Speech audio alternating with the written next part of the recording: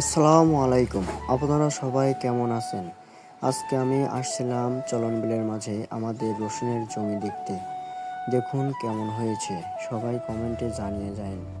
চলন বিলের বেশিরভাগ সময়ও পানি দিয়ে ভরে থাকে, তাই যেটুকু সময় পানি থাকে না ওটুকু সময় আমাদের এখানে কিছু জমিতে রসুন, সরিষা, ধান ও ভুট্টা আরও অনেক কিছুই চাষ হয়। যারা চলন বিলের সৌন্দর্য উপভোগ করতে চান তারা এই আবাদি মৌসুম, সরিষা মৌসুম ও চলন বিলে যখন পানি দিয়ে ভর্তি থাকে তখন আপনারা সবাই আসবেন এবং চলন বিলের সৌন্দর্য এনজয় করে যাবেন। বাংলাদেশের সর্বোচ্চ বড় বৃহৎ বিলটি হচ্ছে চলন বিল। যাদের বাসা নাটোর, সিরাজগঞ্জ, পাবনা তারা অবশ্যই কমেন্টে জানাবেন। যারা চলন বিলকে ভালোবাসেন তারা অবশ্যই কমেন্টে জানাবেন।